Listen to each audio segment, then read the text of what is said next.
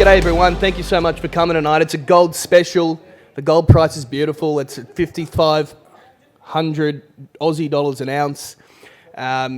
Copper's good too, of course. Look, I wanted to make a special mention of something. Julian and I weren't here for the last one because we were overseas. But that was the 300th mining club, our last one, which was packed out. There was a couple hundred people there with some serious companies, New Hope and Terracom. And this is the 301st event. And we don't take a wage for this. This is a not-for-profit and a passion and a project of love. So thank you for your support. And please make sure any companies you think should be presenting up here, please reach out. It makes my life a lot easier if I have a little bit of help. Now, I've also got a special announcement to make. I'm not sure if very special announcement. On the 9th of July, we're hosting Shane Jones for lunch at the Royal Exchange Club on Gresham Street, just down that way. Shane Jones is the Minister for Mining in New Zealand, not New South Wales.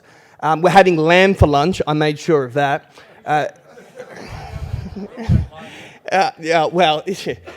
Very good point. He probably won't like it, but that's his problem. And Shane Jones is very interesting, righto? So he is very, very outspoken in terms of pushing back against green tape, and he calls greenies lily pad lefties, and he says, I'm not going to let Freddie the Frog get in the way of any coal mine in this country, and if there's gold in the ground, we're going to get it out of there, no matter what anybody in the green says. I mean, imagine if we had something like that in Australia, it'd be a dream.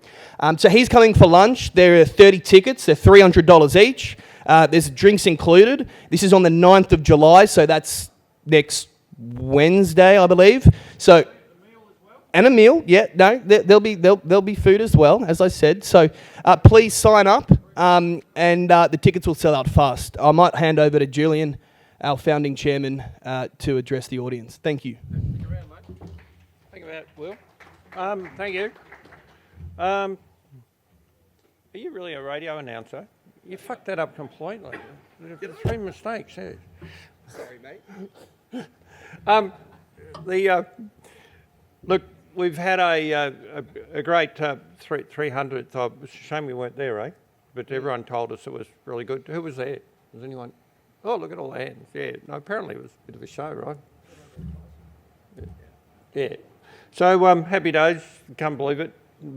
300. We started in '97, August '97. So before you were born. Whew. Thanks for that reminder. So I just want to start by doing the usual run through of our sponsors, but also I just somebody who used to help with the mining club a lot is here. Where's Flynn? Flynny, get up here. We just want to come up and say hello. I don't know if you remember Flynn, who's related to me by my son. He's now, we haven't seen him for a long time because he's been the ventilation officer at Moranbah North coal mine. So nice to see you here for many reasons, but also because you've helped so much here in the past. Yeah, thank you. Lovely to be back. Yeah. Is that it? Don't get gushy or anything. Central Queensland is, if you haven't been, recommend coming for a visit. Beautiful this time of year. Character building sort of place. But tell them about the mine next door. Yeah. So Flinny works for an Anglo-American mine, and he had to suffer the sister mine burning down, the Grosvenor tragedy, which they're now. Are they reopening it? Later this year. Later this year. Yeah. Okay. And he had his own problems on his own mine, but ventilation officer. So anyway, nice to see you for lots of reasons. Yeah. Thank you for having me. Cool. And then, of course, Will's been doing a magnificent job too. I just want to go through and thank, I like to always diligently thank our sponsors. Iron Air, for pushing on with their great lithium discovery in Nevada. CRE Insurance, our great pals who insure, transforming insurance right across the mining industry. New South Wales Minerals, with Steve Galilee, who's often your host here too, which is, he's like a brother to the organisation. AMEC, Taurus Funds, Fender, Geophysics, Mr. Sloot and pals. Tees, big old name, we all know well. RFC Ambrian, Venture Capital. APM Graphics, Simon, who you see behind the camera. And Inversia, which is as I understand it, they do environmental red tape compliance, green tape compliance in shorthand, and they're a really good force for making that more efficient for the operator. Kingsgate Consolidated, we remember them back up, they're restarting the Chattree mine and doing well. Veritas Securities, long-time sponsors, Bryson, Pears, Reynolds, IMARC. And anyone here from IMARC at the moment tonight? But we've got there's also an initiative there where we're going around schools. Yeah? Are you from IMARC? Do you want to say something about the schools initiative? Yeah, because it's kind of talkback radio here. Broken Hill Mines, which are doing great work, and Research as a Service. Yeah, tell us a little bit about the schools initiative and it's what's that program called? Next Gen, isn't it? Yeah, Next Gen, yeah. Yeah, come on. Yeah, no worries. So in no way am I qualified to speak on behalf of IMARC, but I'll just say that the Next Gen initiative is really fantastic. It allows students like myself and Cameron, both studying mining-related degrees, to basically have access to events like this. Oh, right. And So you're both studying what, mining engineering, or what are you? Cameron's mining engineering, and I'm in studying finance and law Oh, right. with a focus on mining. So yeah, it's going really well. But this type of initiative, allows us to attend events like this, and it's all in anticipation of IMARC in October. So Yeah, great to have you here, guys. Thank you. And bring all your mates and stuff too, because just, you own the joint as much as we do. So, we support you, and we're trying to get as many people. We produce 9,000 lawyers a year in Australia and 150 mining engineers. It's like, and they want to close the School of Mines in Wollongong. ridiculous. Did Bob Hawke call this the clever country? Anyway, look, good, yeah, wonderful. Thank you very much. And we're right behind you, mate. Thank you very much. It's very Appreciate good. So what do we got next month, Will? Where are you? Strickland.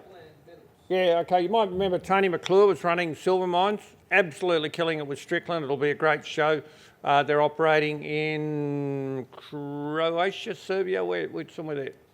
Somewhere in Yugoslavia. In former Yugoslavia. Okay. All right. Look, without further ado, we've got a great lineup tonight. We've got Paul Locke who's going to lead off with Flagship Mineral Stories. Then we'll take Dan Moore to do REZ and Neil Marston for Flynn Gold. But please put your hands together and welcome Paul Locke to the stage. All good, mate. Good to go? Okay, thank you everyone. It's great to be here. Thanks, Julian. So first slide, these events like this allow us to cut through all the noise. So a big hand to Julian, Will, Michelle and Finola and everyone else who put in the effort to allow these sorts of events to happen and allow companies like ours to present the story as it's meant to be presented. So that's a pretty cool slide, I reckon. So to start off, Flagship Minerals is focused on Chile. We've got copper and gold projects, but our main project is called the Pantanillo Gold Project. We were Pan Asian Metals until December 31 last year, and we were focusing on lithium, and like many lithium companies, we have had about two years of hell, and so we're out of that, and now it's copper and gold. Myself and David Hobby, and some of you will know David Hobby, have been working together for over 10 years. So I'm an ex-project financier. I used to work with Sean Russo, who's somewhere around here at Rothschild, and then CBA in project finance. And then David Hobby's an economic geologist. So we work really well together. And when we look at projects, it's all about whether this project is real and fundable. Our market cap right now is about 12 or 13 mil, and we haven't done a consolidation. So despite the last little while, we've managed to keep our capital structure in reasonable shape. And then board and management has about over 30% of the company. So we're really vested in an outcome for us and our current shareholders. So it's all about reducing dilution. So when you look at a project, what question do you ask about that project? What are you looking at and why? And these are the questions we ask, and they are, does the geology add up? So that's what David Hobby does, and he's always pulling me up. I've got fantastical ideas and he'll pull me up. I told him he was a handbrake today and he laughed at that. What's the pathway to market? So, you know, the reason we're looking at copper and gold, and specifically oxide copper and gold now, because we're a small company, is the pathway to market is quite simple. It's cathode or doré, and the market's super deep. So providing we're producing something that's economically viable, we have a market. What's the cost environment like? So we're in Chile for a number of reasons, but the cost is reasonably good. In South America, labour can move across borders, so we don't have to worry too much about rising costs and so on. Does the geography work? Does the infrastructure work? So is the project reasonably well located? I always get worried when I see donkeys and stuff in the mountains.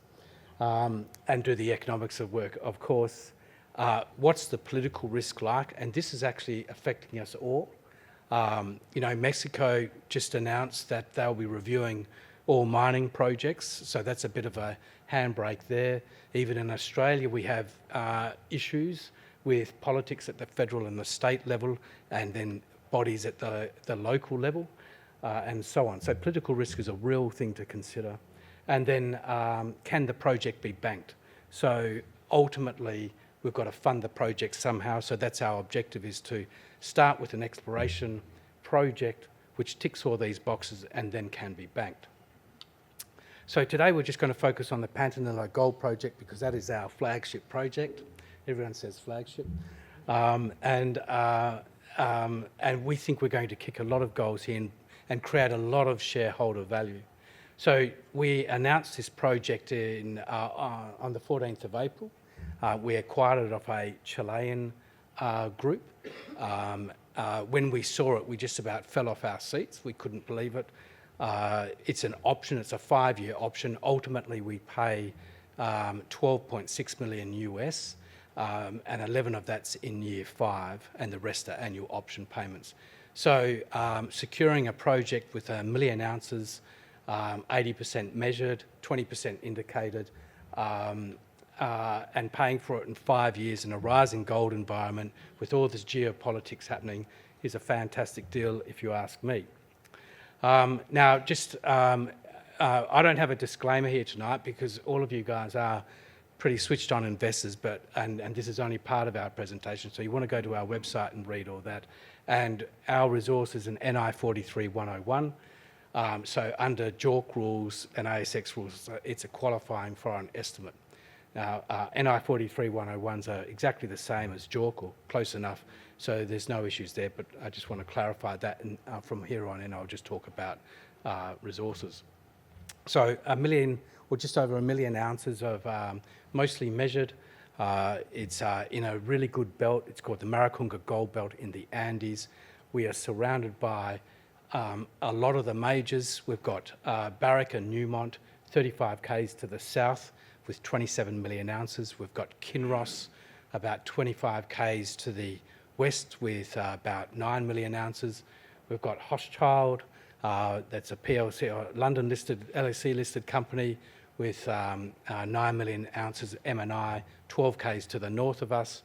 And most importantly, we've got Rio 2, a TSX-listed company, 35 k's to the north, in the same geography, similar geology, it's all the same geology, same permitting environment, was permitted earlier this year, has been fully funded by Wheaton Precious with a royalty stream and is in construction. So those questions at the start of the presentation were largely answered by the Rio 2 project because it's all happening. Now, last night in Santiago too, the government announced that they're going to fast track projects, all sorts of projects, but they're removing the red tape. And I think they're seeing Argentina hot on their heels. There's a lot of activity there, and they realise that they've actually got to move faster. So that's basically what we're doing. Now, here we go. Oh, I've missed a slide. That's a shame. On this slide, you'll see, no, I haven't. On this slide, you'll see the Vulcan project, there, and you've got an insert there, and Vulcan is 12 k's to the north of us. Vulcan has a PEA and an ASIC of $1,002, so it's about 1550 Aussie dollars. This is really important. Their head grade is 0.6, what have I got there, 0.67 or 68 grams a tonne. And then to the north, the Rio 2 Phoenix project I spoke of in construction has a head grade of 0.48 grams a tonne, so not percent, grams a tonne, and their ASIC is 1237 or about 1850 Aussie dollars per ounce. So $1,002 an ounce, $1237 an ounce, and that's the cost environment we're in, which is really important. So on this chart here, and a lot of people look at the grades and go, that's low grade, can it work? This is the Q1 Australia-New Zealand producers cost curve, and you can see where Phoenix sits on that and Vulcan. Now this is chalk and cheese because Phoenix is in construction, so it hasn't got real numbers. The Vulcan project is a PEA, but they are in the bottom 7th or 8th of the cost curve.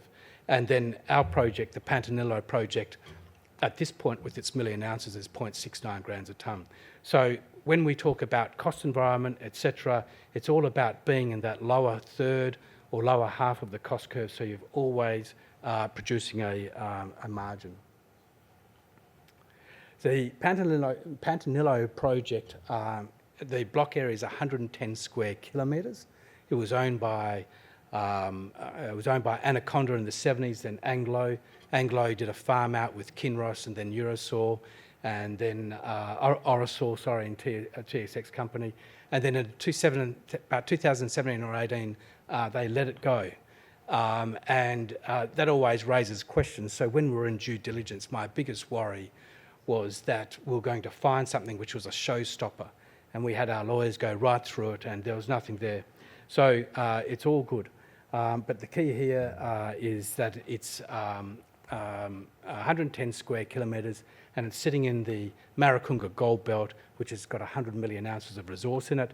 Within a 35 kilometre radius of us, there's 65 million of ounces. So this is a really, really rich belt. I can't even read what I've got here. So the actual resource area at this point is 800 metres long and 200 to 600 metres wide.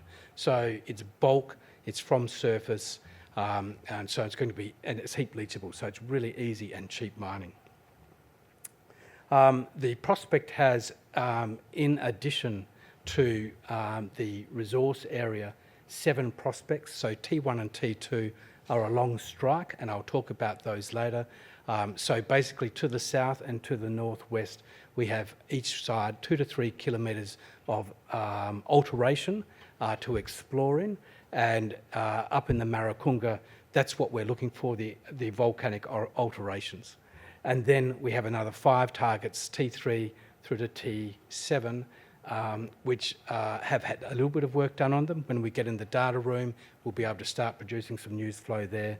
But that's the future upside in the block. The mineralisation, it is a heap leachable oxide gold. It's on top of, it's a gold porphyry, and there's some really great intersections here. So this cross section you can see is about 200 metres deep. The deepest hole is to vertical distance 600 metres, and it's still in mineralisation.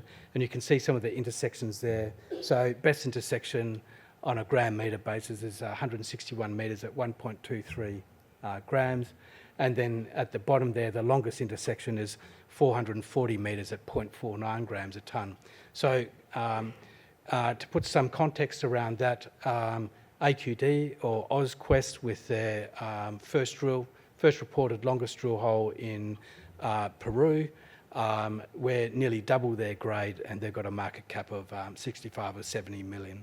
So this is a really interesting looking project. You can see there some really fantastic cross sections in that block model, and that's what we've got to work with. So our first objective is to convert to a JORC resource. We'll be aiming to do that by October. And in doing so, we've got some really simple paths. So we've got 1 million ounces right now. And I'll be a bit rubbery with our figures, but it's up to you guys to work it out.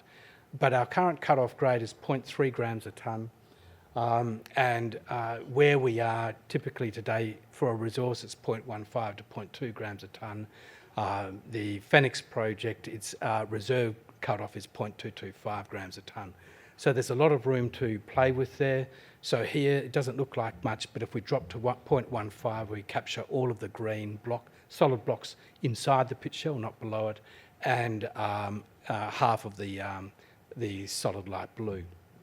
So this is really important because we've got a measured resource. The resource is supported by 20,500 metres of drilling. Half of that's diamond that we think we can convert to JORC and expand the resource without actually drilling a hole. And the QP who did the original NI 43-101 resource is JORC qualified, is a CP, and we're talking to him. Later I'll talk about sulphides under the pit shell. So the pit shell averages 200 metres. Below that is sulphides, and they're open at 600 metres vertical distance depth, and that's where we're going to take this in the future. So once we've done the cut-off, and this all happens together really, but we're going to recut the pit shell. So we've got a lot of drilling outside the pit shell, and I'll show you a few cross sections in a minute. But the current pit shell uses a gold price of $1,035 a tonne.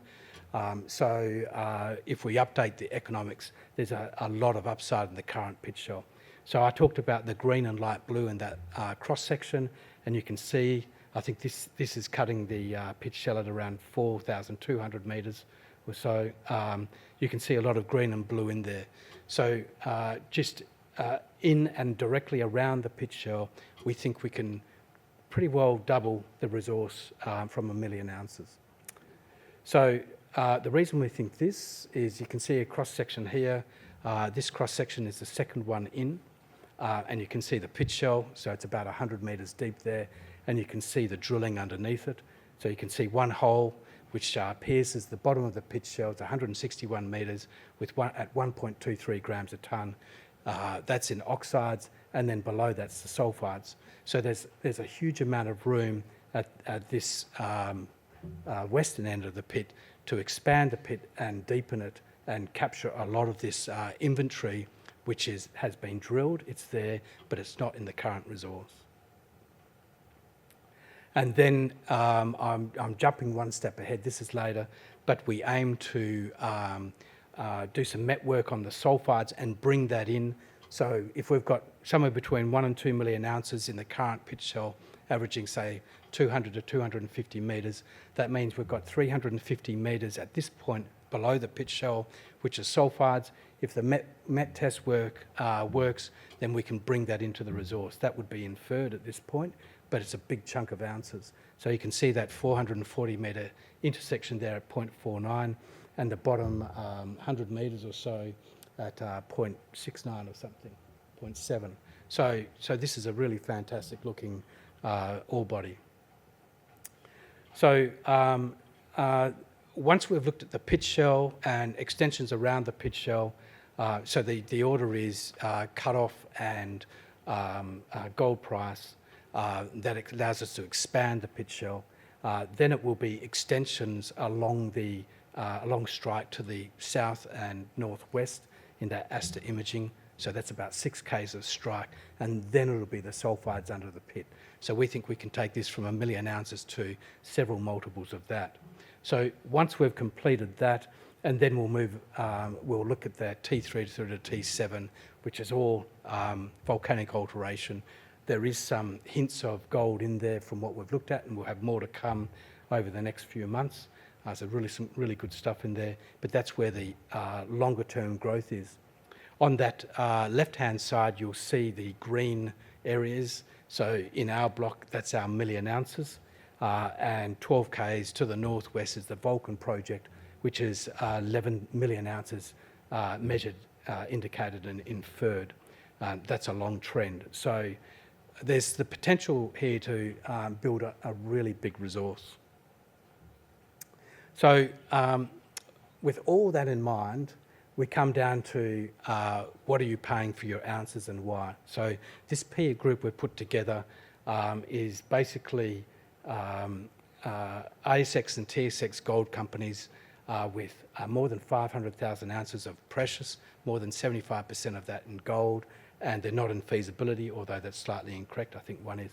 But nevertheless, the average of this peer group is around $90 an ounce. So it's got geographically spread across ASX and TSX. And so we're looking for a re-rate from our current, 12 or so bucks an ounce up towards that 90 bucks an ounce. And that's the value proposition just on our million ounces right now. And then as we start to expand it, clearly our value per ounce will go down towards half. And so it's a super good value proposition. These are our peers or people who are in heap leach, companies in heap leach. So you can see us there at circa 13 mil EV or market cap actually. You've got Saturn, which is really kicking it out of the ballpark. They're at $190 million now, so they're going really well. Reported some great cross-sections, intersections today. And then you've got Rio 2, which is under construction, 35 k's north, fully funded with Wheaton Precious, and they're valued at 700 million Aussie. So our plan for growth, we've started the environmental process. We're aiming for a conversion to JORC in the Q4 this year, so October through to December, where we'll see a JORC resource and an upgrade. Then we'll look at doing some met drilling, and we're aiming for another JORC upgrade before June next year. And then pre-fees sometime before the end of next year, unless we go drilling somewhere else on the property, of course. So it's a short program, but one of the luxuries we have is we've got two projects. One PEA is very current, one in construction. We've got all the data around us to achieve this at a reasonably low cost. So questions and answers. The geology adds up. There's a pathway to market because it's doré, and it will be copper or cathode if we do the copper. The cost environment is extremely good. The geography works. There's a lot of infrastructure, so those red dotted lines going to our project, there are three pathways to our project there, and you can see the road going through to Argentina. The economics will work. The politics are really good, so it's a low-risk environment, and in fact, the reason we like Chile as a small company to reduce our risk, we're really focusing on countries with free trade agreements, and so we've got asset protection, which is really important, and then can the project be banked, and providing our economics work, which we think they will, looking at our very recent precedents, that's a big yes. So finishing up today, how much are you paying for your ounces? And if it's too much, you should be looking at Flagship. Thank you. I'll do all the questions afterwards. Yeah, nice job, mate.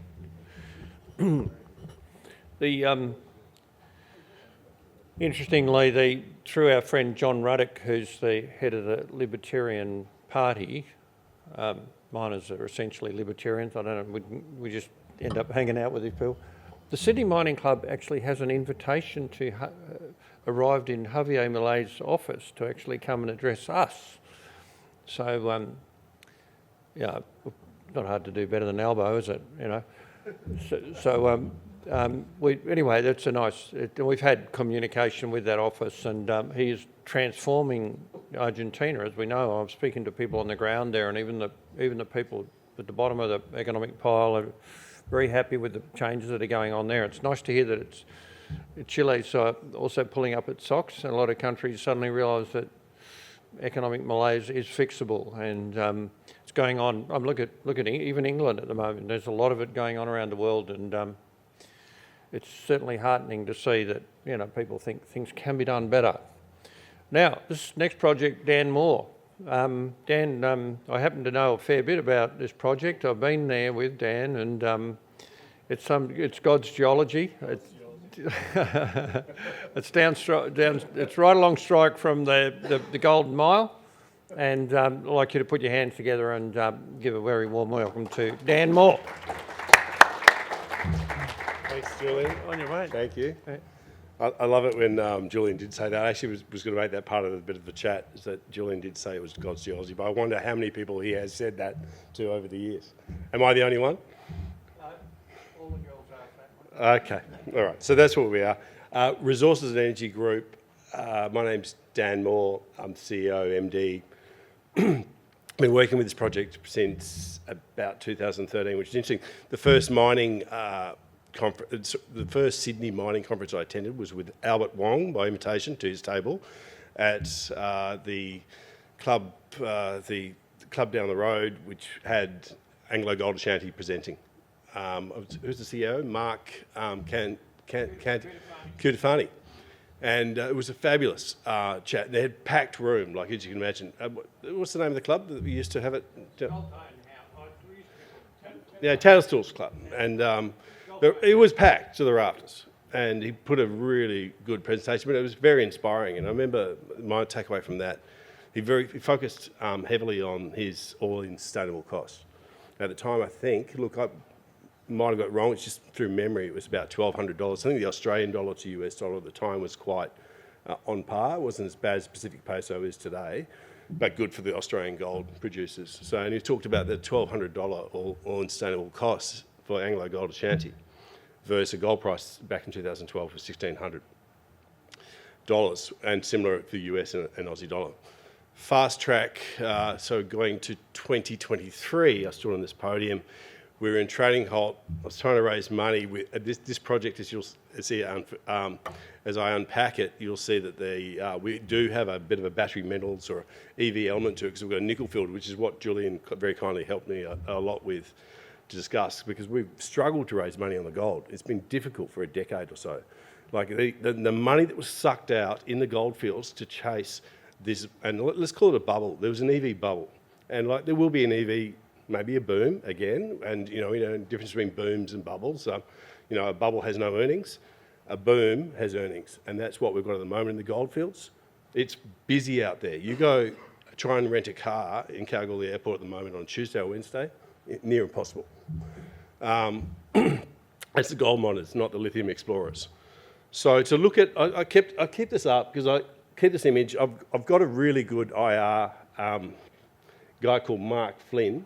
We call him the bad MF, and he tried to take this picture out. And I said, put it back for this presentation. And the reason why I like it, this is just a Google map of part of our project, which you'll see some maps coming on, and I'm going to chuck in another map after this.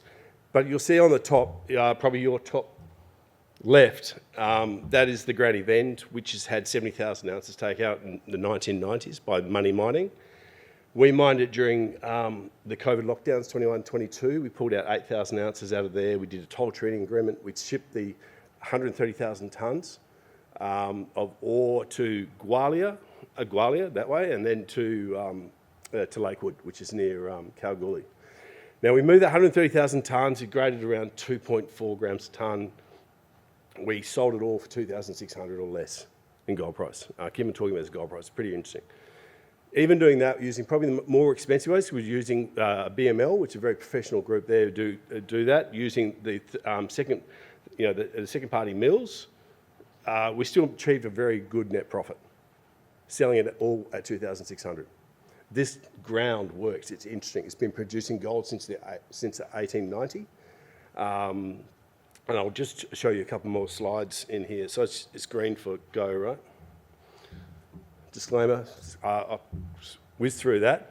We're between geos at the moment, so like we'll get to that at some point or another. So I put this, and I said to Mark, you've got to put the slide in. I was speaking to my tenement manager last night, and because we've been dropping and pegging a few things there, we actually picked up dropping a P and picking up an M. Anyway, I said to him, how many goldfields are there in WA? And I'll get to a point, I think on the next slide, you'll see what I'm talking about. And he said, oh, I'll have a look for you. I think there's 10. And that is a unique story about Menzies. It's one of 10. So if you look at that map there, down the bottom, you've got Norseman, then you go to the Kambalda, Kalgoorlie, and in and around there you've got your Broad Arrow, well, just north of there's Broad Arrow and Paddington, and then you've got Coolgardie. You go there, the third dot is us, Menzies, a goldfield. So set up by the government to get prospectors out of Kalgoorlie, move them north. So they arrived there in 1810. All of a sudden you've got, I'll go to another slide from here, this, sorry, give me a sec. It's just not talking to it. Okay. So then you go to our leases, and so showing our leases here, you look at, we've got 61 leases, and it's about 100 square kilometres. North to south, it's about 23 kilometres, and we've consolidated old historic goldfield. Mostly peas, and so that goes back to that later part. If you don't understand what that, if you look at a lot of the explorers, they'll say, oh, we've got 400 square kilometres, and it's all sitting on 1E, which is fantastic. This is actually a logistical nightmare owning these peas, but consolidating means it's a very important piece of ground, and that's why we like it. So we've got 1E up the top, and then if the highlighted in yellow is actually our M's. And so at the moment we are mining, technically, today we are mining, and I'll go through that a little bit later. So it's funny with the Menzies. So I spoke to my son this morning, I said, going to the whole goldfields, you really see, believe it. I'm sure like most of you have been there. But my son got up and said, oh, Dad, I'm going surfing in the Northern Beaches. And said, oh yeah, well, how do you know the surf's good? He goes, oh, Dad, how do you think the surf's good up there? And I said, oh, I checked the bomb, or is a nor'easter coming in, or whatever. And he goes, no, the car park's full at North Avalon. So I thought that's good. To that point, at the moment, the caravan park in Menzies is full. And that's where we are. And you're going to hear more and more about Menzies. I mean, Delta Lithium is about to float their gold assets in the Menzies area. Brightstar are doing great stuff across the road from us. They've just done a toll treating agreement with the Paddington Mill. And there's a bunch of other ones I think you'll see cropping up. There more and more you'll hear the noise around Menzies, which is, as I said, a historic goldfield, which, at one stage in those early 1900s had 3 banks and 13 pubs, for good reason. Oh yeah, one other thing I like about that slide, the reason why I put that other one there, there's another one to Mark. I said, why don't you put this picture of the sign? This sign always I find fascinating when you go to the Super Pit. You can see the sign in the tourist area. You get that sort of a viewing platform, and you'll see that the Golden Mile is made up of a bunch of peas. And I already sort of showed you that in the last slide. It is fascinating to say, it took, I think, I couldn't be correction on this, so I think it was Alan Bond, or Bondi, who put all of these peas together, and that's what we've got today. And I'm not saying I'm the Alan Bond, but I think I wasn't the one to put them together, but I think it's a really, really important part of our story. And if you look at all these other districts in the goldfields, they're $500 million to $1 billion companies, including the Chinese group that own Norton Goldfields, and which is private. Norseman to South Pentoro, it's fascinating. So I mean, if you want to pick up, people will pick up interest and go, why are these areas peas? It's because, yeah, they're allowing the alluvials to come out, but there's something underneath them as well. And you couldn't have just issued a bunch of peas and hope people to turn up. There had to be something there for them to stay and prosper. Okay, vat leaching. So interesting, Paul's, what he's about to go into is the heap leaching. Vat leaching's same but different. With a vat leach, you're basically creating like a swimming pool. We tend to create them for 5,000 tonnes of ore. And the idea is to put the crushed ore into the vat, add your cyanide and water, and using the pressure of that on top, you get a natural flow, and then you with the sort of the work you've done before, you know what the grind size is, and to get the right perfect touch of cyanide hitting the rock, taking out the gold, getting in solution, and then ending up in your carbon tank. So those 2 green tanks there are carbon tanks. They're filled with coconut shell, as you probably all know, and that the gold filters through those, sticks to the coconut. Then we take that to Kalgoorlie. Interesting enough, when we did produce the gold back in 21-22 with the 8,000 ounces, the same guy was stripping the carbon. So we use a Rob McKenna in Kalgoorlie, So we take Hessian sacks of gold to him, and he strips out the gold of that. So, it's exciting. Well, we're a very small market cap, and we have a strategy around this sort of crawl, walk, run, and it's been a lot of crawling, but I think hopefully we're running soon. So, and I'm proud to say we have produced gold. So, in our own right, outside of doing this toll treating agreements, there it is, small but worth something. So that's we sold that around the 4,700 mark. We had another one, subsequent one. So what has happened with my vat leaching? It was a trial vat leach. It's been slow, and we have made some mistakes. And one of those big mistakes is that we've ended up with too much clay and fines in the vat. Can we fix it? Yes, we can. That's what we're doing right now. So we raised capital today. Interesting enough, we did $1 million, and we've just sold. We're about to sell another asset in Queensland, which will give us some more money. So I like this vat leaching story. And what the plan is to get the approvals in place that we have 8 vats. So, talking up here, when you're getting that, people, obsess about recoveries and all that stuff for good reason. But the vats are different. You don't get that 72-hour sugar hit, which you get out of a CIL. It'll be over time. So, you hope that, within 6 months, you've done it. We're 6 months in on this vat, but this vat is not performing the way we want it to. But it hasn't stopped. We know that it works now, that we can do it that way, and we know it's cheap, method way of extracting gold. And from there, we'll build up to 8 vats there at Menzies. So that just sort of puts that up, it's in the milestone. So when I stood up here, impossible to raise money after this EV boom, which sucked all the money out of the gold fields. Finally raised some money, but they said, we don't want you to explore. It really is. All these brokers are going, don't explore, just produce, because they knew that we can produce. So we put this production thing in place, and we did it. Like, no easy feat. If you know what you have to go through with the mines department over there, getting the right people involved, and also we know that mining and exploration is not an exact science. It's like, you really got to do it live to get a real result out of it. So as you say, in those photos there's a picture of the vat from like a drone shot, and we make mention of the sale of Mount Mackenzie, which is our Queensland asset.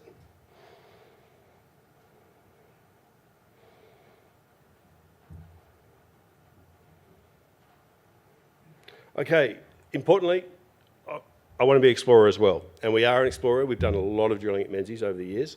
It's been on deaf ears. We have had, let's use the term, sugar rushes before. We hit 1 metre for 76 grams a tonne a couple of years ago. We did 600 million shares a day for about 3 or 4 days, and went from 2 or 3 cents to 14 cents. We had 80 million market cap at some stage. I don't want to do that again. We had this beautiful register, maybe under 1,000 shareholders, and all of a sudden we got 4,000 of them, and raised some money. We got offered $30 billion, I think, within half an hour in the morning, and all that sort of stuff. And it was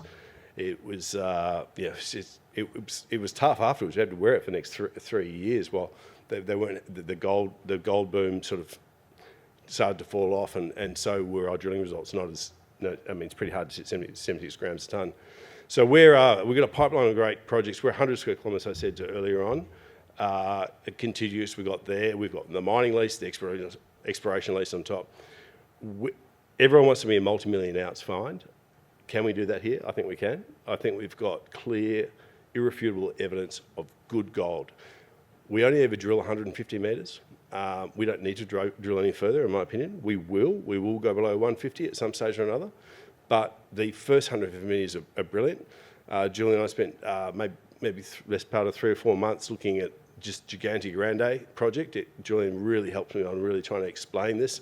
Julian made me make it a lot smaller than I think it is. I'd say, Julian, I think it's 7 kilometres by 2 kilometres wide. And he goes, no. Well, let's just start off with 1 kilometre and 200 metres wide, and then I'll let you grow it over time. Anyway, it's like young bull, old bull stuff, and that's what it is. So Gigante Grande is, by name and nature, I think potentially very big. We think there's a supergene down there, don't we, at 35 metres? And it's funny, one of these mining conferences, we had Andy Beckwith here from De Grey, who did a great presentation, a bit like Will's presentation. He sat here with a beard talking while putting through a presentation, 70 pages. But I went and took it to him. I said, I think, look, this looks very exciting. And then he did also put a bit of damper and he said, just stay small, we'll work together. Those guys, for the record, have another project not far from us in Kukani. 2 geos of recent, we've had work consulting for us, have really unlocked this thing. And if you go back to that first picture I use on the map there, I'll leave it there because I hope one day that mine is about 6 kilometres long and about 10 times the size, if I've got this right.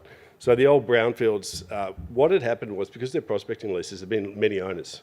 It all concentrated. There's not a lot of JORC on here. There is JORC. I purposely don't put it in here because we don't have a competent person at the moment, which hopefully we'll have one to announce soon. And he wants to do a whole audit on a JORC that we do have.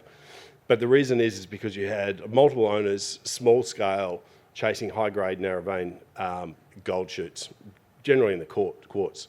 And where we're particularly mining at the moment, in Maranoa, it's a typical example. There's a chute down there. It's gone down 40 to 60 metres.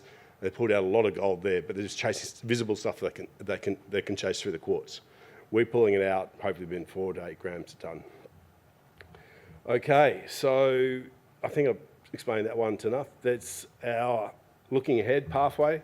We want to be low cost. We want to keep on being producers. I'm happy to trial again doing the toll treating. Toll treating in the Golfers, if you don't know at the moment, it's difficult. You've got to have over 50,000 tonnes to get through those big groups. But if you've got people like Northern Star ahead of you who can easily put 500,000 tonnes through a second party toll treatment, you're in the back of the queue because they don't ask any questions. They've only got 5 gram dirt. And I did predict this a while ago. I saw this gold price going up. These mills aren't going to take your ore, and if they do take your ore, they're going to charge you a fortune for it. So how do you do it at site? Our game is get the exploration now using production dollars from profitable gold, and then I want to work towards doing CIL and Menzies, which would be the first CIL in central Menzies ever. So we've got a state battery there. Menzies needs a CIL. Even like a Lakewood, which takes on either ore. Our closest one's Paddington, and then after that, it's 130 k's to Gwalia and Lakewood. And that is that. Thank you.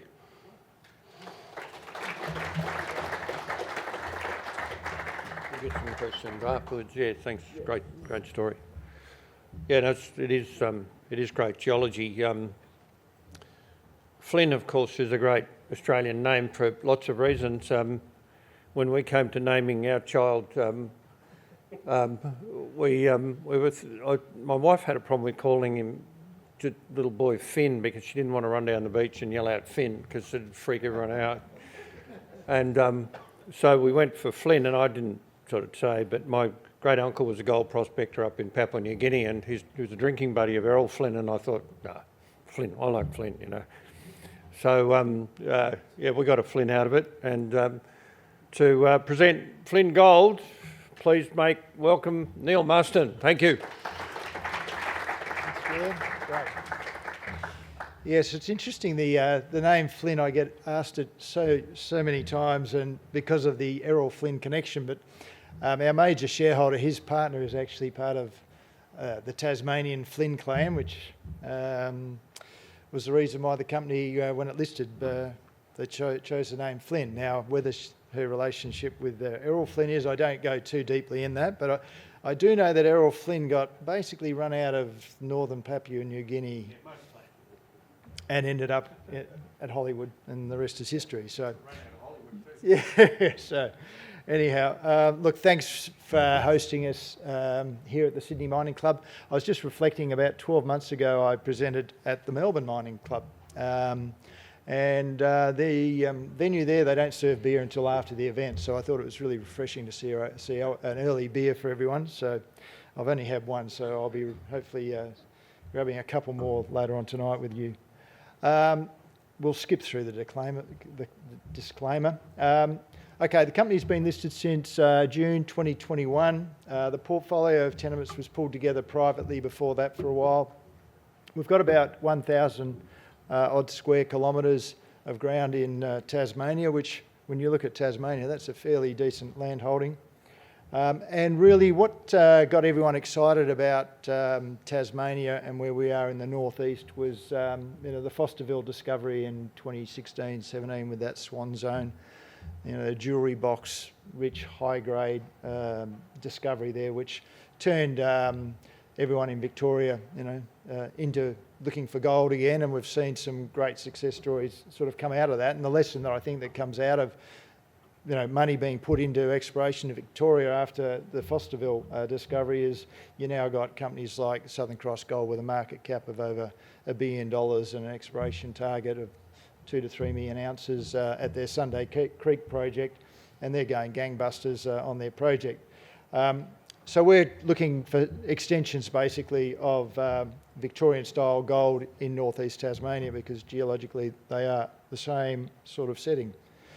We also have some silver projects there for any of the silver bulls in the room. I won't talk about anything outside of sort of our flagship project of Golden Ridge though, but if you want to touch base with us and talk about Henty and silver over there right next to Zion, right next to the Oval in Zion. We plan to be drilling there later this year. So we've spent most of our effort at a place called Golden Ridge since we listed. And last year in November we announced an exploration target, which is about 500,000 ounces roughly at a grade of 3 to 4, and I'll give you a bit more of a heads up on that. And what we're finding is we're using modern exploration techniques and methods, and lo and behold, after 100 years of almost no exploration in these areas, we're starting to find gold, and that's what's really driving the scale of the project for us, and we're really excited about where we're going. We've been drilling at a number of areas, and we've just started drilling today. There was an announcement out on our Grenadier project where we started drilling, and it's all about growing that exploration target before we have to go and spend a hell of a lot of money on the infill JORC resource work. So we think, our market cap's very low at the moment, about $12 million, I think, in the next slide. So there's plenty of leverage for our investors. And if we look at our investors, you'll see the pie chart there. We've got Lao Resources Fund is sitting at just under 5% equity position. And on our board, we've got John Ford, who is the main man behind the Lao Resources Fund and the success they've had of late. John's only on one other board on the ASX, so we're very privileged to have him on the board. Not many companies of our size actually have someone of John's sort of professional background coming onto the board, but having access to someone who's a fund manager and is able to tell you what's going on a week-to-week basis, which he does do, is great for us. And opening doors to the capital markets has been made a whole lot easier because of John. We've got about 390 million shares on issue roughly. Share price today is 3 cents, so our market cap 11.7, enterprise value of about $10 million. Our major shareholder, Colin Burke, he's sitting there at about 35% holding at the moment. He keeps on buying on market when he can and keeps on creeping up, which is great. He's a supporter, as is Lau. Every time we've raised money, Colin, Lau Resources Fund and board members as well have all contributed to the last rounds of capital raising. So it's a good well to go to when we go into a raising, knowing that sort of 35 to 40% of the capital raising is going to be covered by our major shareholder and Lau Resources Fund. So that's our capital structure. Tasmania. A lot of people, I think about Tasmania and all they think about is Bob Brown and greenies tying themselves to trees and tailings dams in Rosebery being stymied, and Charles Woolley sailing in a punt down the Pyman River saying how wonderful it is and that there's no mining in Tasmania. And in actual fact, Tasmania's economy relies on mining, and there's some of the biggest mines you'll see in Australia. They're quietly chugging away in Tasmania. Rosebery's been going for God knows how long, and same with Renison Tin. Renison Tin is actually growing. I think they had their best half-yearly results in the last 6 months. And the deeper they go, the richer that ore body is. But it's the mineral endowment of Tasmania makes it one of the most mineralised places on Earth, and its history, as I said, is very significant. It's got world-class mines there, but it's also got areas which have not really been looked at for a long time. And certainly in the northeast of Tasmania, which is different to the western part of Tasmania, a lot of the previous work there was all around tin. It's good to go back there now and look at it from a gold perspective and have some success. The other good thing about Tasmania is permitting-wise. I had a driller from Mildura come down with me this week. We're looking at bringing a second rig on to start drilling. And he was telling me that he can't even dig a sump to put the drill cuttings water in the ground. They have to put it in a tank on a truck and take it down to Melbourne and dispose of the drill cuttings in Melbourne, which just blows the cost of drilling programs out by a huge amount, time and money. I took him to where we've been drilling at Trafalgar, and there was a sump dug in the ground and water still, percolating away from where we've been drilling last week. And the mines department, they are very proactive. They support us getting permits to do things. If we have to chop down a tree, and we generally don't, but there have been a couple we've had to move in the last few weeks, we can do it. And the comparison was when the driller saw us having cut down a tree, he said that you can't even cut down a sapling in Victoria, and that's the sort of difference it is firsthand. And it's interesting to hear that from someone in Victoria. So yeah, it really we've had no problems getting permits to do things. And I think from a mining perspective, we're mainly operating in forestry country. Lots of disturbed areas where we can go and put plant sites, and we've identified a few places like that where we think we can go and put, when the time comes to build a processing plant, we'll be able to do it. Northeast Tasmania, that's a very simple, that's the sales pitch slide. Like Dan, I like good, clear sort of pictures, and this one tells an interesting story. The northeast part of Tasmania is part of the Lachlan Origin. Whether it's Melbourne zone or the Bendigo zone, you'll get 3 geologists arguing 5 opinions on that. But Beaconsfield Gold Mine on the western margin of that block, the merger of the east and the west, has produced almost 2 million ounces of gold. When they were mining it in the early days, they were pulling out 25 grams per tonne gold, and then when the mechanised modern era kicked in, your mining dilution brought that grade down to 10. New Golden Gate, which is at Mathina, not far from our ground, that's produced over 250,000 ounces at 25 up until about 100 years ago. So no mining really, no gold mining other than incidental gold production from the tin mining is probably the only thing that's happened in any major scale over the last 100 years. But that's the opportunity for us. So our major projects in the northeast, we've got Golden Ridge, and I'll talk about that for the rest of tonight. Warrantina, which is a project we picked up off Greatland Gold. It's very much a Victorian style orogenic gold system, about 6 k's of mineralisation there, which we've got some work to do, and it's very shallow. But we've also pegged an exploration licence around the old Beaconsfield gold mine. So that mine shut 12, 13 years ago. It's just changed hands in the last few months.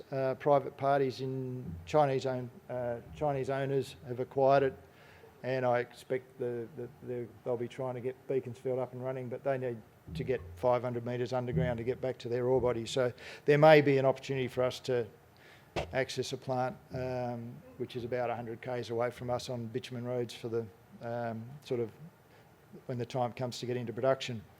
So Golden Ridge, right, it's a granite intrusion. The pink on that slide there is the granite dome, which is the younger rock. The older rocks, the Mathina sediments have been cooked up in that process, and as they've eroded away over time, the sediments are harder, and they've stayed there, and the granite becomes a bit of a valley.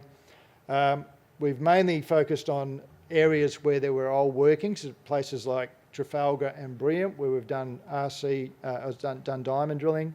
We've done a handful of RC drilling along the ridge at a number of places where we picked up soil anomalies, but really we've hardly scratched the surface as far as drilling's concerned. We've just done phase 4 at Trafalgar. There's 6 holes which we're just about to get the results over the next few weeks out to the market. So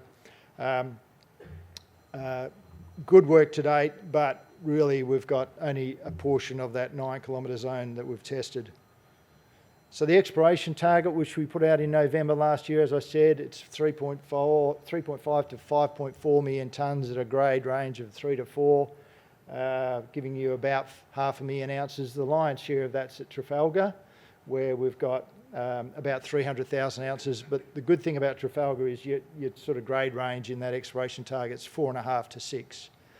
And I think, you know, when you look at those sorts of numbers, that's the sort of thing we really want to be trying to identify from a future production point of view.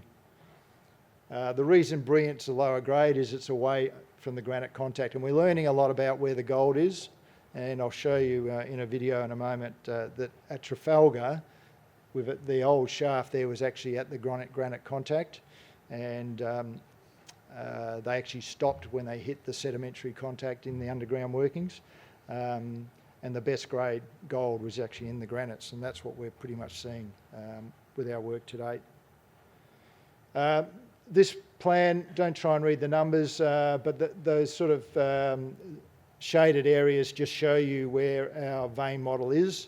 But that makes up that exploration target. It's about 30% best along the 9 kilometre strike zone, so there's lots of areas which need further testing.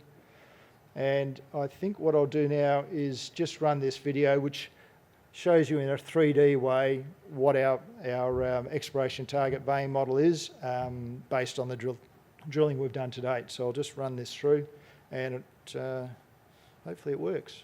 So that's the top of the Golden Ridge. You can see there's forestry areas on top there, pretty open timber.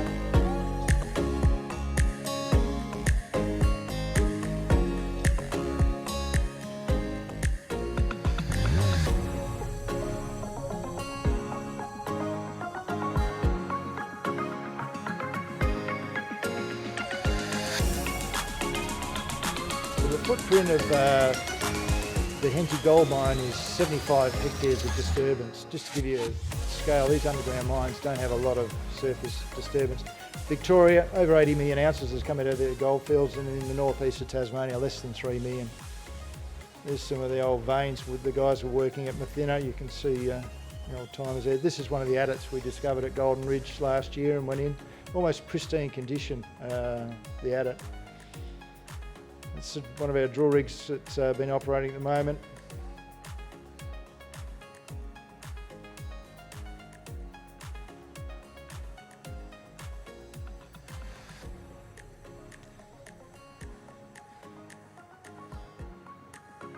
So there are our 3 main projects. You can see this is on the granites where the plantations are. So basically the whole of that pink area on that map is covered by plantations. We'll go into a 3D fly through now.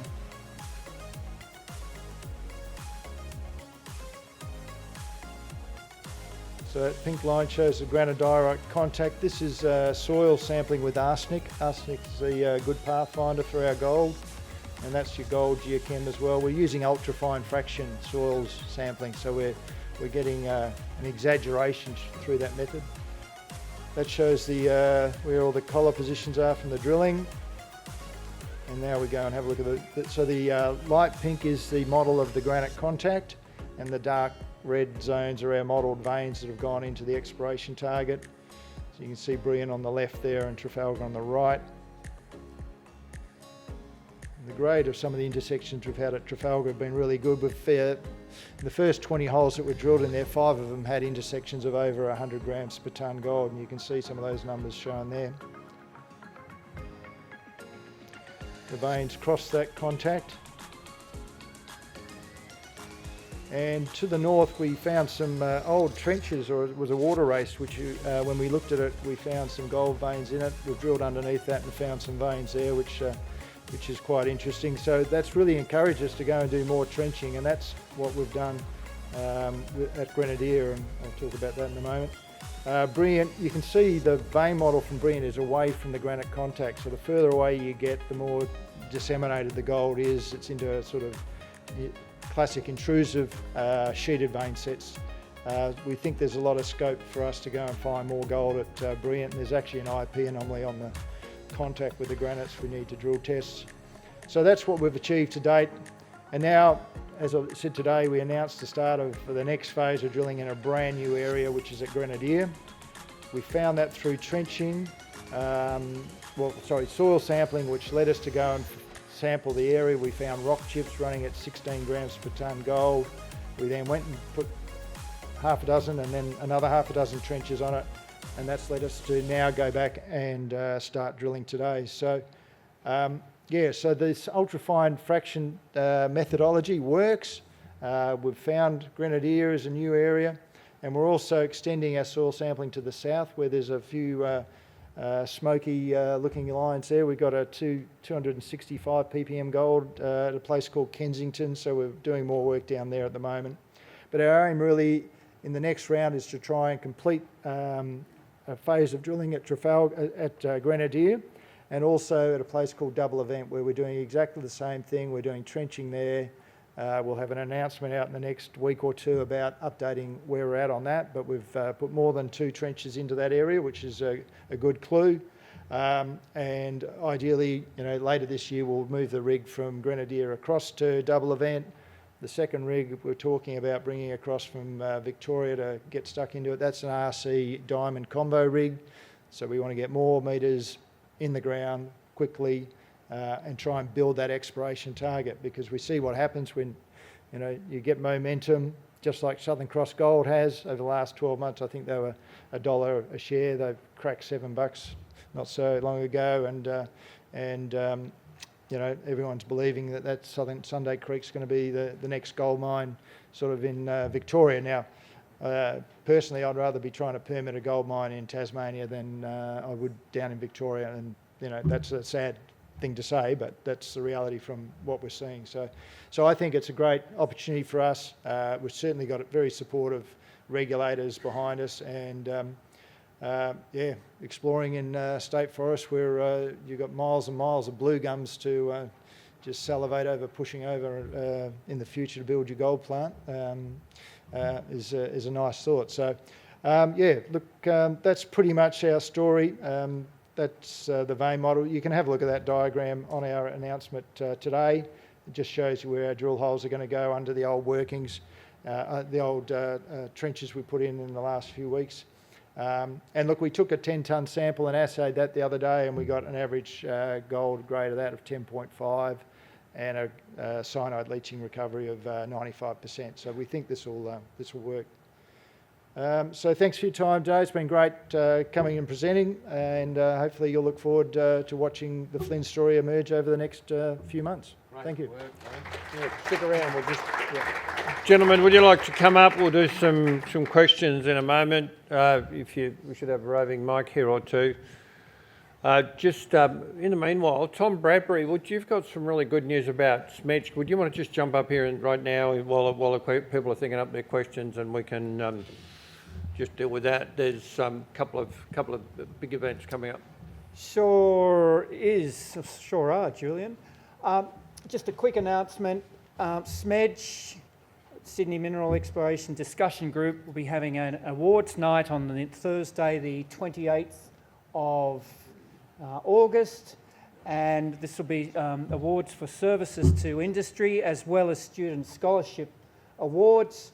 It'll be a fantastic night. There'll be a guest speaker, Dr. Ian Chalmers from Alkane.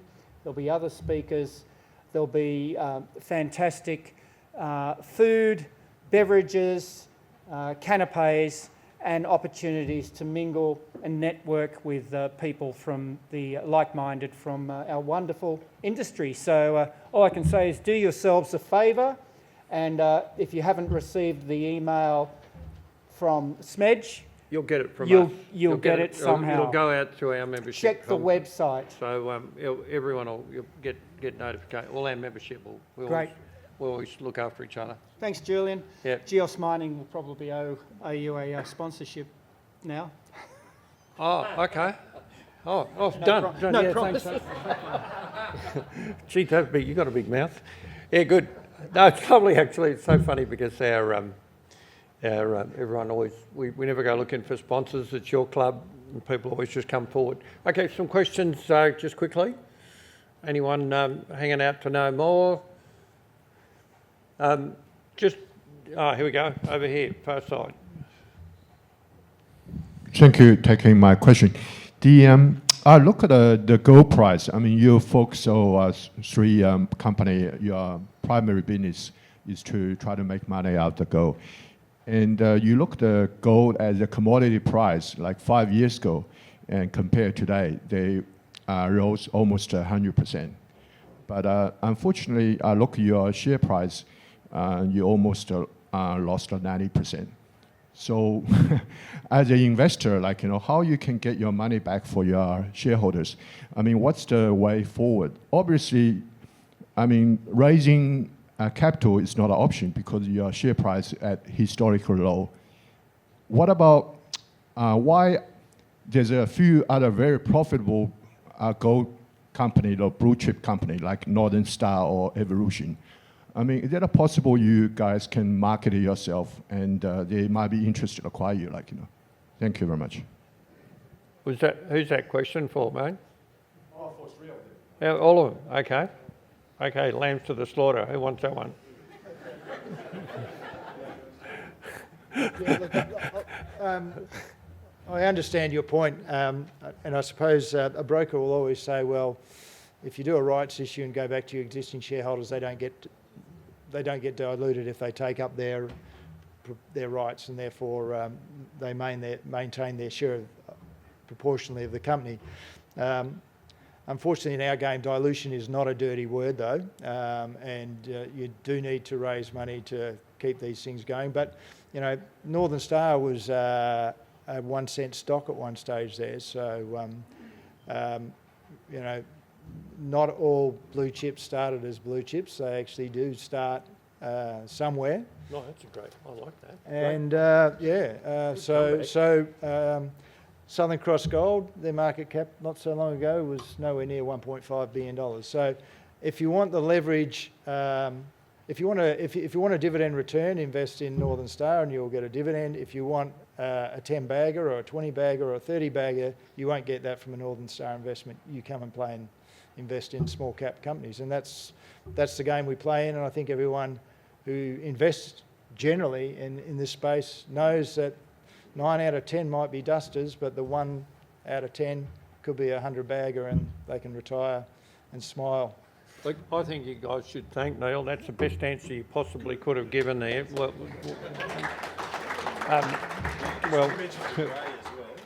yeah, you know, it's not how wide the water tank is, it's how deep the water is, you know. We've got another question. Here we go. My name is Do you want anyone in Jason. particular? Yeah, Jason Zheng. I probably All three of of them. Okay, Yes. here we go again. It's I come from Richland Capital. We invest in different properties, and mining project around Australia. And one thing I focus on today, all of your companies' capital value, it's pretty low.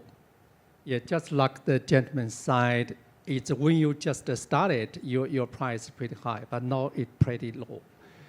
All your resources around 50, around it's 500,000 ounces.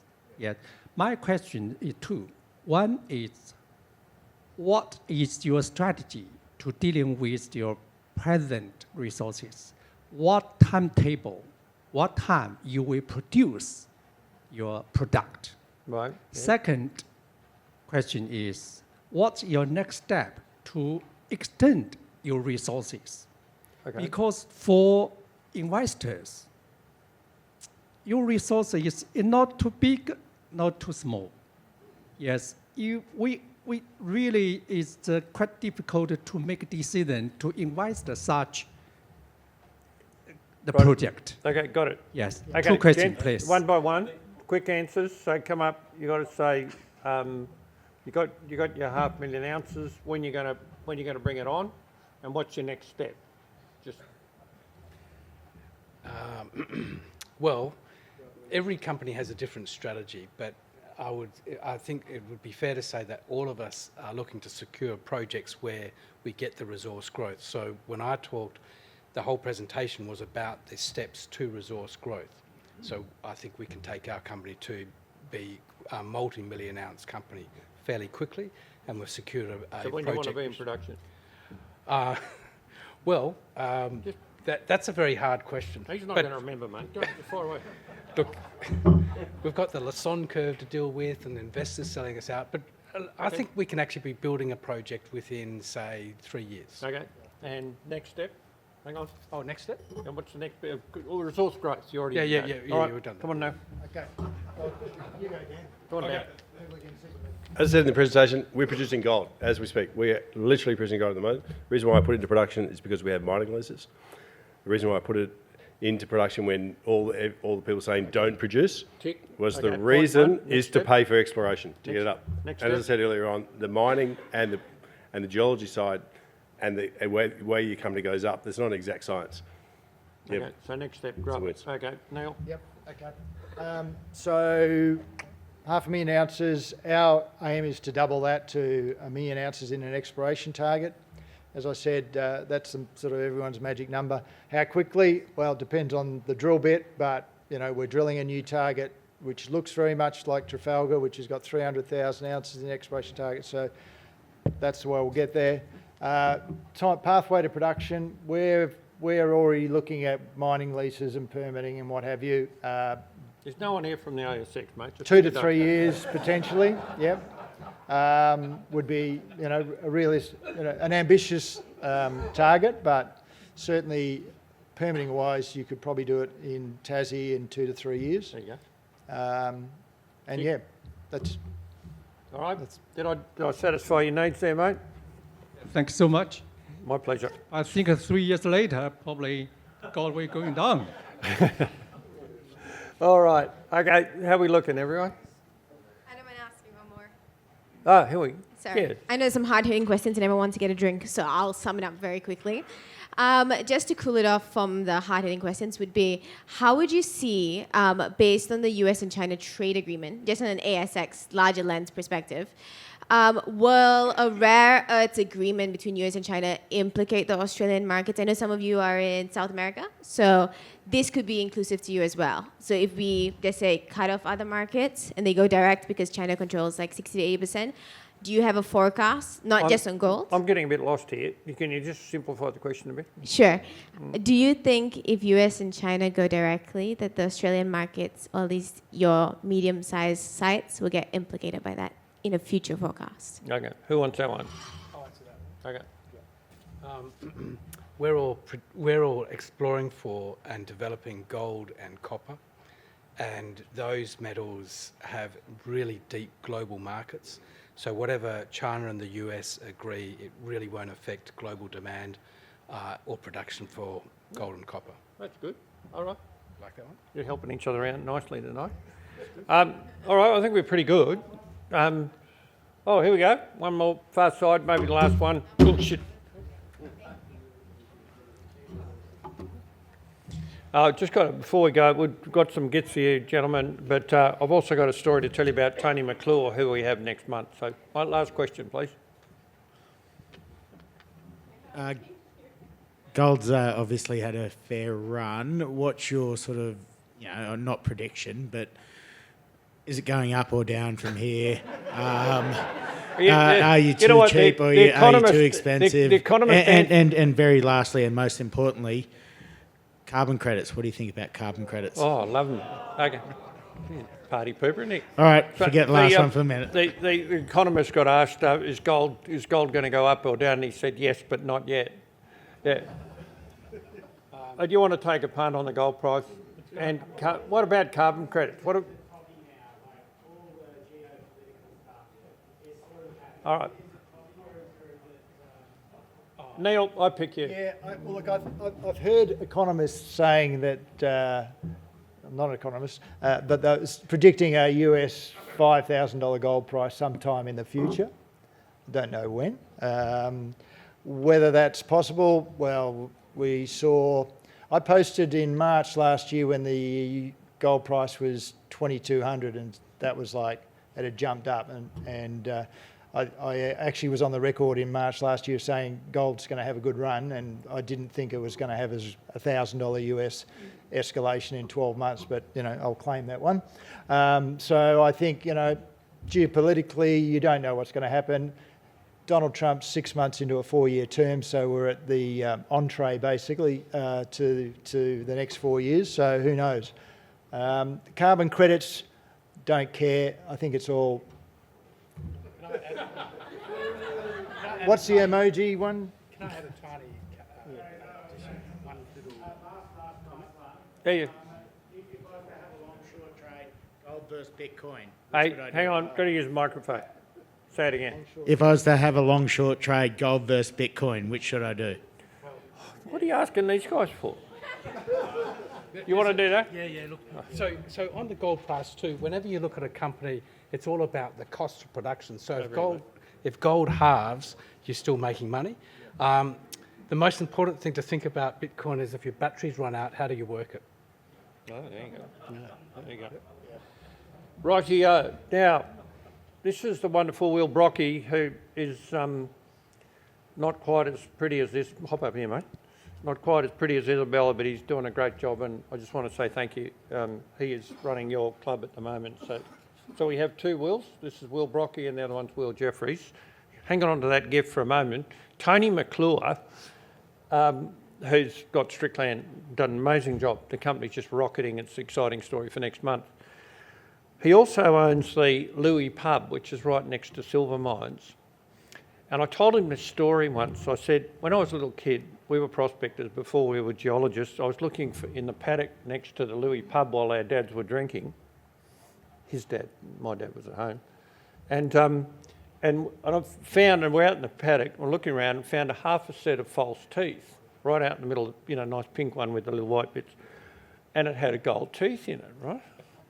Well, anyway, bugger me, I took it in there. And anyway, the consensus around the hotel was that some old bugger had spewed in the backyard and the lawnmower had hit it and thrown it over into the paddock, right?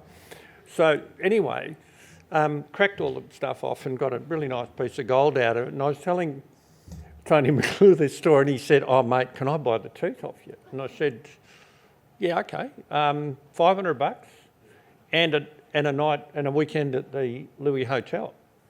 Deal, okay?" So I'll write the whole story for you and everything, right? And when I brought it down and delivered it to him, I come down to have my cup of coffee and meet in the cafe and get my $500. And and I give him the bag, and I put the gold tooth in there, and a rapid antigen test. And he opens it up and he pulls it out and he goes, "What's this?" And I said, "It's a rat with a gold tooth." True story. Anyway, on that ridiculous note, I'd like to thank you more seriously. Big effort made, great.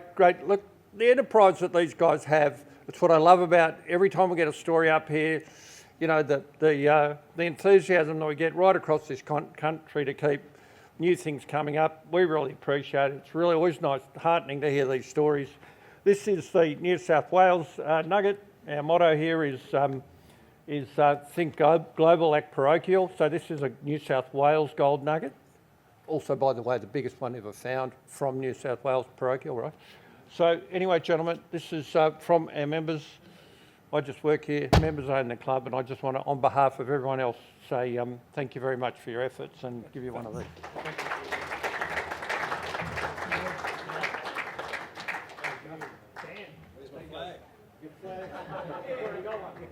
All right, so Strickland next month up the road at the Ivy. Thanks for coming out on a rainy night, and we'll see you next time. Thank you.